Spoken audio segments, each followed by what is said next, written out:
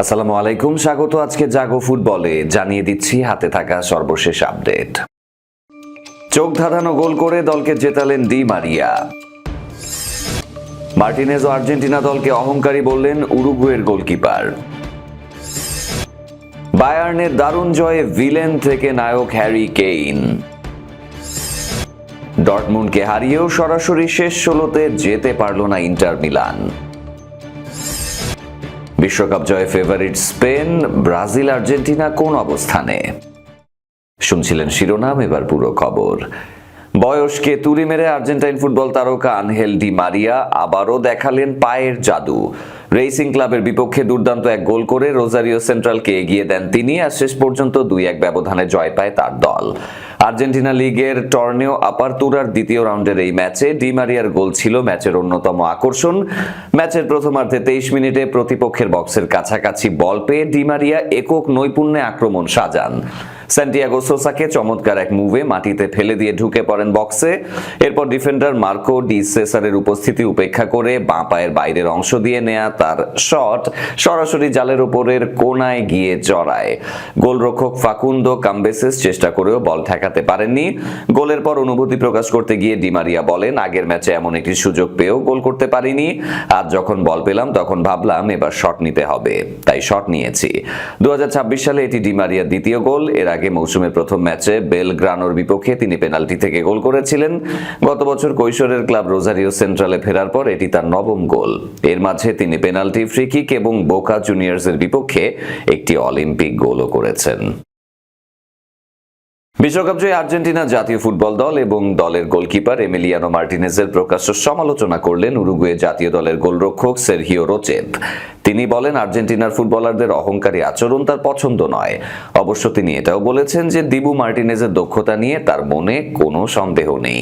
এক সাক্ষাৎকারে দিবু মার্টিনেজের পেনাল্টি নেওয়ার সময় নাচার মতো আচরণ নিয়ে প্রশ্ন করা হলে রোচেত বলেন, ব্যক্তিগতভাবে আমি তার আচরণ পছন্দ করি না, তবে গোলরক্ষক হিসেবে সে অসাধারণ, খুব ভালো গোলকিপার, কিন্তু তার কিছু আচরণ আমাকে পুরোপুরি সন্তুষ্ট করে না। অবশ্যই প্রত্যেকের নিজস্ব ব্যক্তিত্ব আছে, কম আলোচনায় থাকা এবং শান্ত থাকাটাই আমার পছন্দ। তার ক্ষেত্রে এটা হয়তো প্রযোজ্য নয়, সেটাই স্বাভাবিক। ২০২২ বিশ্বকাপ জয়ের পর আর্জেন্টিনা দলের কিছু খেলোয়াড়ের আচরণ নিয়েও সমালোচনা করেন তিনি। রোচেত বলেন, আমি এসব বিষয় পছন্দ করি না, অহংকার আমার ভালো লাগে না। একজন মানুষ হিসেবে আমি চেষ্টা করি এমন না হতে, আর আমার সতীর্থদেরও সেই মানসিকতায় উৎসাহ দেই। শান্ত বিনয়ী আচরণ উরুগুইয়ান হিসেবে আমাদের পরিচিত করে। এই কারণেই দক্ষিণ আমেরিকায় উরুগুইয়ানদের সবাই ভালোবাসে। রোচেতের মতে ফুটবল ব্যক্তিত্ব গুরুত্বপূর্ণ হলেও আচরণে ভারসাম্য থাকা জরুরি। তিনি বলেন, প্রত্যেক খেলোয়াড়ের নিজস্ব স্টাইল থাকতে পারে, তবে বিনয়ী মনোভাবই একজন খেলোয়াড়কে আলাদা করে তোলে। জাতীয় দলের আসন্ন মিশন নিয়ে রোচেত বলেন, যুক্তরাষ্ট্র, মেক্সিকো, কানাডায় অনুষ্ঠিতব্য ২০২৬ বিশ্বকাপে উরুগুয়ের প্রতিপক্ষ বেশ কঠিন, তবে মাঠে নিজের সেরাটা দিতে তিনি মানসিক ও শারীরিকভাবে প্রস্তুত। ম্যাচের শুরুতে দৃষ্টিকটু এক ভুল করে দলের গোল হজমের কারণ হয়েছিলেন হ্যারি কেইন। শেষ মুহূর্তে সেটা দারুণভাবে পুষিয়ে দিলেন ইংলিশ তারকা। চ্যাম্পিয়ন্স লিগের নাটকীয় ম্যাচে পিএসভি আইন্ডহোভেনকে ২-১ গোলে হারিয়েছে বায়ার্ন মিউনিখ। দলের হয়ে দ্বিতীয় গোলটি করেন হ্যারি কেইন। ফিলিপস স্টেডিয়ামে অনুষ্ঠিত ম্যাচের শুরু থেকেই উত্তেজনাপূর্ণ ফুটবল উপহার দেয় দুই দল, তবে প্রথমার্ধে কোনো দলই গোলের দেখা পায়নি। ৫৮তম মিনিটে দুর্দান্ত আক্রমণ শেষে জামাল মুসিয়ালার গোলে এগিয়ে যায় বায়ার্ন, তবে কেইনের একটি ভুল পাস থেকে সুযোগ তৈরি করে ২০ গজ দূর থেকে দুর্দান্ত শটে সমতা ফেরান ইসমাইল সাইবারি। অবশেষে ৮৪তম মিনিটে কেইন নিজের ভুলের প্রায়শ্চিত্ত করেন। প্রথম স্পর্শেই নিখুঁত শটে গোল করে বায়ার্নকে জয় এনে দেন ইংল্যান্ড অধিনায়ক। ম্যাচের শেষ মুহূর্তে পিএসজির মাউরো জুনিয়র দ্বিতীয় হলুদ কার্ড দেখে মাঠ ছাড়লে ১০ জনে পরিণত হয় স্বাগতিকরা। ফলে শেষ দিকে ম্যাচের নিয়ন্ত্রণ আরো দৃঢ় করে বায়ার্ন। এই জয়ে চ্যাম্পিয়ন্স লিগের দ্বিতীয় পর্বে স্থান নিয়ে পৌঁছে গেছে বায়ার্ন মিউনিখ। অন্যদিকে ২৮তম স্থানে শেষ করে প্লে অফের বাইরে ছিটকে পড়ে পিএসভি আইন্ডহোভেন ইউরোপের শীর্ষ প্রতিযোগিতা থেকে বিদায় নিয়েছে ডাচ ক্লাবটি। বায়ার্নের হয়ে এদিন দুর্দান্ত পারফরমেন্স করেছেন গোলরক্ষক ইয়োনাস উরবিগ ও গোলদাতা জামাল মুসিয়ালা। শেষ দিকে ফেদেরিকো দিমার্কো ও অ্যান্ডি দিউফের গোলের সুবাদে বুরুশিয়া ডর্টমুন্ডকে 2-0 গোলে হারালেও চ্যাম্পিয়ন্স লিগের শেষ 16তে সরাসরি জায়গা পেল না ইন্টার মিলান। ম্যাচের 80তম মিনিটে 20 গজ দূর থেকে নেয়া দিমার্কোর বাঁকানো ফ্রি কিকে ডর্টমুন্ড গোলরক্ষক গ্রেগর কোবেলকে পরাস্ত করে এগিয়ে নেন ইন্টারকে। যোগ করা সময় 4র্থ মিনিটে বদলি নেমেই দ্বিতীয় গোলটি করেন দিউফ। একই সময় নেপোলির বিপক্ষে চেলসির জয় এবং অ্যাথলেটিক ক্লাবের বিপক্ষে স্পোর্টিং এর জয়ের কারণে পয়েন্ট তালিকার শীর্ষ 8-এর বাইরে ছিটকে পড়ে ক্রিস্টিয়ান কিভুর দল। লিগ পর্ব শেষে তারা 10ম স্থান থেকে পরবর্তী মাসের প্লে অফে সিডেড দল হিসেবে অংশ নেবে।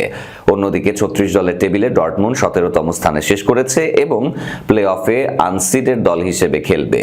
বুধবার 2 সাবেক ইউরোপিয়ান চ্যাম্পিয়নের লড়াই ছিল উত্তেজনাপূর্ণ, তারপরও এটি সতর্কতামূলক ছিল। ম্যাচের শুরুতে কর্নার থেকে গোলের সুযোগ পেয়েছিলেন ডর্টমুন্ডের স্ট্রাইকার সেরহু গিরাসি, কিন্তু ইয়ান সমারের দিকে সরাসরি শট নেয় সেই সুযোগটি নষ্ট হয়। অন্য প্রান্তে ইয়ান বিসেকের শট অল্পের জন্য বাইরে চলে যায়। ইউরোপিয়ান আসরের শুরুতে টানা 4 জয়ের পর টানা 3 হারে ছন্দ হারাতে ইন্টার জার্মানিতে নিজেদের স্বাভাবিক খেলাটাকে খুঁজে পেতে হিমশিম খায়। গোলের সন্ধানে কিভু দ্রুত বেঞ্চের দিকে হাত বাড়ান। ফ্রান্সেসকো পিও এসপোসিতো মাঠে নেমে প্রায় সাথে সাথেই গোলের সুযোগ পেয়েছিলেন, কিন্তু রামি বেনসেবাইনি শেষ মুহূর্তে ট্যাকেলে তা নষ্ট করেন। শেষ পর্যন্ত ডিমার্কোর গোলে লিড নেয় ইন্টার এবং ম্যাচের অতিরিক্ত সময়ে করিম আদেইয়েমির ভুলে বল হারানোর সুযোগ কাজে লাগিয়ে দিউফ নিজের দ্বিতীয় গোলটি করেন। দরজায় করা নাড়ছে ইতিহাসের সবচেয়ে বড় ফিফা বিশ্বকাপ। 48 দলের টুর্নামেন্ট শুরুর আগে চলছে নানা আলোচনা, চলছে প্রেডিকশন মার্কেটেও। যুক্তরাষ্ট্রের সবচেয়ে বড় প্রেডিকশন মার্কেটের তথ্য বলছে 2026 বিশ্বকাপ জয়ে সবচেয়ে এগিয়ে স্পেন, আছে ইংল্যান্ড এবং ফ্রান্সও। তবে ব্রাজিল আর আর্জেন্টিনার এই ট্রফি জয়ের সম্ভাবনা সমানে সমান। ফিফা বিশ্বকাপ শুরু হতে বাকি নেই 6 মাসও। সবচেয়ে বড় আর সবচেয়ে বেশি দলের অংশগ্রহণে 2026 বিশ্বকাপ উন্মাদনা ছড়াচ্ছে ফুটবল প্রেমীদের মাঝে।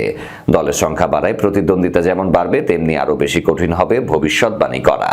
কে জিতবে এবারের বিশ্বকাপ তা নিয়ে চলছে নানা আলোচনা। তেমনই এক আলোচনার জন্ম দিল মার্কিন যুক্তরাষ্ট্র ভিত্তিক বিশ্বের সর্ববৃহৎ প্রেডিকশন মার্কেট, যেখানে বিশ্বের সেরা গণকদের উপর ভর করে বিশ্বকাপ জয়ী দলের তালিকা করা হয়েছে। যে তালিকায় সবার উপরে স্পেন, তাদের 2026 ফিফা বিশ্বকাপ জয়ের সম্ভাবনা সর্বোচ্চ 16%। দ্বিতীয় স্থানে থাকে ইংল্যান্ডের 15 আর তৃতীয় স্থানে ফ্রান্সের সম্ভাবনা 13%।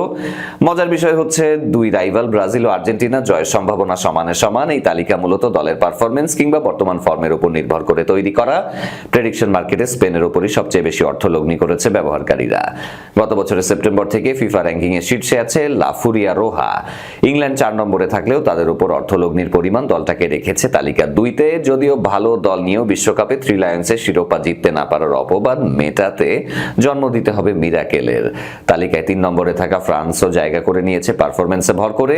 4 আর 5-এ 2 রাইভাল। ব্রাজিলের জন্য এবারের বিশ্বকাপটা নিজেদের ট্রফি খরা ঘোচানোর মঞ্চ। তবে যে কোনো সময় দলের ইনজুরি, পারফরমেন্স ঘাটতি কিংবা কোচ বদলের ওপর এই তালিকায় আসতে পারে পরিবর্তন। বিশ্বকাপের মাস 5 বাকি থাকে, এখন থেকে বলার কিছু নেই। সেই সাথে দলগুলো ঘোষণা করেনি স্কোয়াড। সব মিলিয়ে এই তালিকাটা শুধুই একটা অনুমানের উপর ভর করেই তৈরি। এরই সাথে শেষ করব এখনকার জাগো ফুটবল। তার আগে শিরোনামগুলো আরো একবার। চোখ ধাঁধানো গোল করে দলকে জেতালেন ডি মারিয়া। মার্টিনেজ ও আর্জেন্টিনা দলকে অহংকারী বললেন উরুগুয়ের গোলকিপার। বায়ার্নের দারুণ জয়ে ভিলেন থেকে নায়ক হ্যারি কেইন। ডর্টমুন্ডকে হারিয়েও সরাসরি শেষ 16তে যেতে পারল না ইন্টার মিলান। বিশ্বকাপ জয়ে ফেভারিট স্পেন, ব্রাজিল আর্জেন্টিনা কোন অবস্থানে? এই ছিল আজকে জাগো ফুটবলে। ধন্যবাদ সাথে থাকার জন্য। আল্লাহ হাফেজ।